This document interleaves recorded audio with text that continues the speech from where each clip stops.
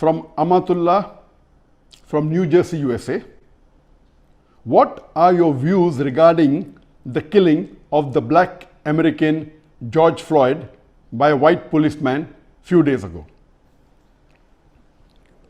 What the sister is referring to is an incident that took place about 12 days ago on the 25th of May 2020, where a black American by the name of George Floyd, he was killed in cold-blooded murder by a white American policeman in Minneapolis in USA, where the white policeman by the name of Derek Chauvin, he put his knee on the throat of the black American George Floyd, and when he screamed, the black person, black American George Floyd, when he screamed, "Please, I cannot breathe," yet the white policeman continued putting pressure by his knee on the throat of the black man for more than 8 minutes, and he killed him in cold blood. Not only that, there were 3 policemen who were colleagues of Derek Chauvin who were just watching silently. This cold-blooded murder has created protest throughout USA and even outside USA and other countries regarding the racism. And the black person was innocent. One of the only reason that he was killed was because he was a black person. And the protest against the racism and oppression has gone nationwide throughout USA. We Muslims as a whole, we stand in solidarity and we completely support the black protests against the racism and oppression. Throughout the world, the Muslims as a whole, we are with the black people in this protest, and this is completely against humanity, and it is also against the teaching of Islam. Allah subhanahu wa ta'ala says in the Quran, in Surah Hujurat, chapter number 49, verse number 13, Ya ayyuhan nasu inna khalaqnakum min zakrin wa unsa wa jannnakum sha'uban wa qaba'ila li ta'arafu inna akramakum indallahi atqakum inna Allaha alimun khabir. O humankind, we have created you from a single pair of male and female and have divided you into nations and tribes so that you may recognize each other, not that you may despise each other. And the most honored in the sight of Allah subhanahu wa ta'ala, in the sight of Almighty God, is the person who has taqwa. According to the verse of the glorious Quran, human beings have come from a single pair of male and female, from Adam and Eve, may peace be upon them both. And the humankind, Almighty God, has divided into nations and tribes so that they may recognize each other, not that they may despise each other. And in this verse, Allah says that one human being is not superior to another human being, whether it be because of color of the skin. One human being is not superior to the other human being because of race, because of wealth. Neither is he superior because of age, because of gender. The only criteria which makes one human being superior to the other, it is taqwa, it is God consciousness, it is piety, it is righteousness. So according to the verse of the Quran, all human beings are equal, whether they are black or white, yellow or brown, rich or poor, king or pauper. The only criteria that makes them superior is taqwa. It's God consciousness, it's piety, it is righteousness. And a beloved Prophet Muhammad, he said in his farewell pilgrimage, he said, O humankind, you have been created from one pair of Adam and Eve. Peace be upon them both. And he said that no Arab is superior to a non-Arab. Neither is a non-Arab superior to an Arab. A white man is not superior to a black man, neither is a black man superior to a white man. The only reason that differentiates them is taqwa. It is piety, it is God consciousness, it is righteousness. And our beloved Prophet Muhammad, he was not a non-racist. Non-racist are those people who do not practice racism. But the Prophet was an anti-racist. The anti-racists, they fight against racism. The non-racist people don't fight against racism. So our beloved Prophet Muhammad was one of the first human beings who said this in his favorite pilgrimage, that no Arab is superior to a non-Arab. Neither is a white man superior to a black man, nor is a black man superior to a white man. He was one of the first human being who was very much against racism. He was an anti-racist. And you see that in several seerah, in several incidents of the seerah of the Prophet, of the life history of the Prophet.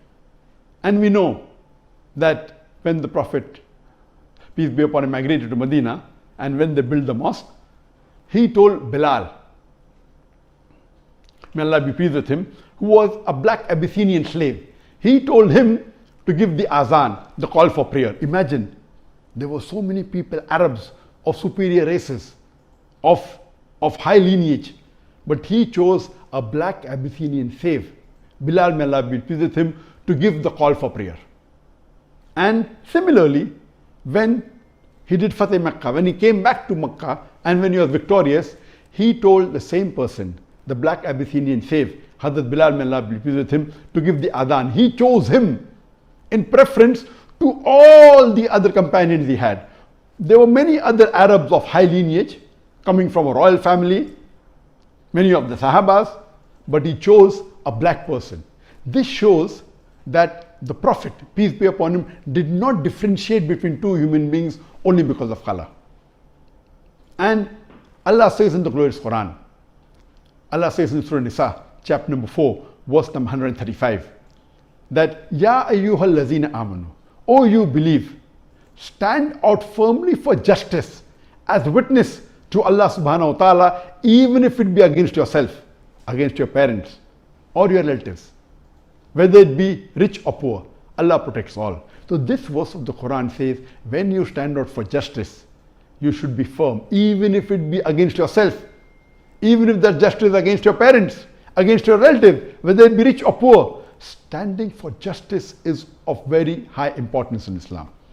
Here, the color of a skin or the wealth of a person does not make you give a judgment in the person's favor. And Allah says in the Quran, in Surah Rum, chapter number 30, verse number 22, that amongst his signs, he has created the heavens and the earth, and he's created the variation in your languages and color. So Allah subhanahu wa ta'ala has made different people of different colors and have made them speak different languages so that you can recognize them, so that you may know their lineage.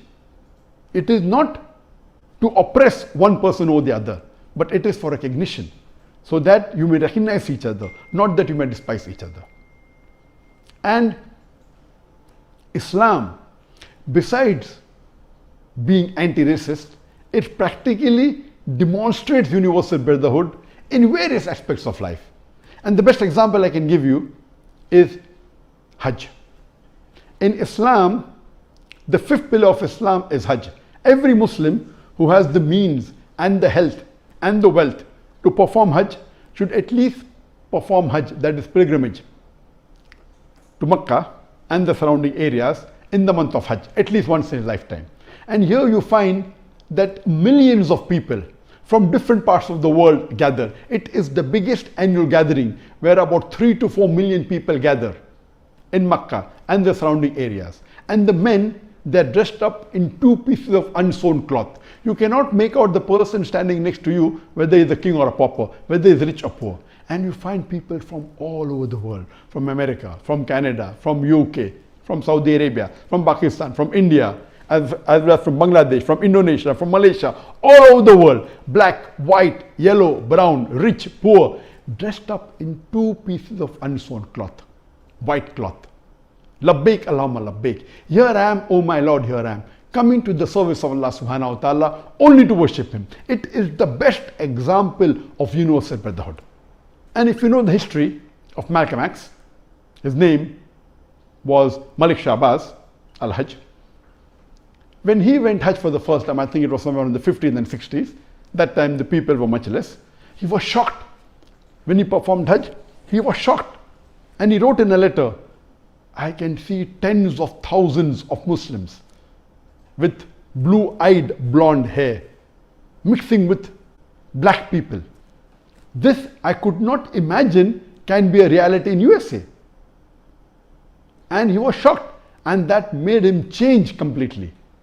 And as you know, Malcolm X was one of the greatest people who lived a few decades earlier, who fought against racism, who fought against oppression. The other example that we Muslims have, and which we demonstrate in our daily life, is we offer 5 times salah.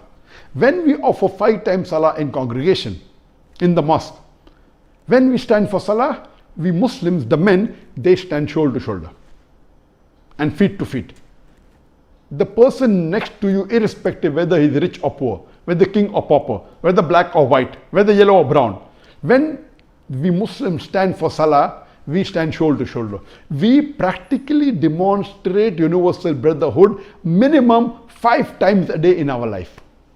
Other people talk about universal brotherhood. We practically demonstrate it every day, 5 times a day in our daily life. And this example that we have is not seen in any other way of life, in any other society, in any other religion. Regarding the murder that was done by a white police officer in Minneapolis, Derek Chauvin, of a black American by the name of George Floyd, is to be condemned. It was not only racism, it was not only oppression, it was murder. And in Islam, murder is the second major sin. And Allah says in the Quran, in Surah Maida, chapter number 5, verse number 32, if any person kills any other human being, unless it be for murder or for corruption in the land, it is as though he has killed the whole of humanity. Allah says in the Quran, if any human being kills any other innocent human being, it is as though he has killed the whole of humanity. And this cold-blooded murder we Muslims condemn. Furthermore, oppression is the 26th major sin in Islam. This is also prohibited. This is nothing but oppression and injustice. And injustice is also a major sin in Islam. We Muslims support the black community throughout the world. And the cry of George Floyd, please, I cannot breathe, please don't kill me, in the video recording when the white policeman is throttling him with his knee for more than 8 minutes, will remain in our mind, will always come up whenever there is an act of racism, oppression done to any human being.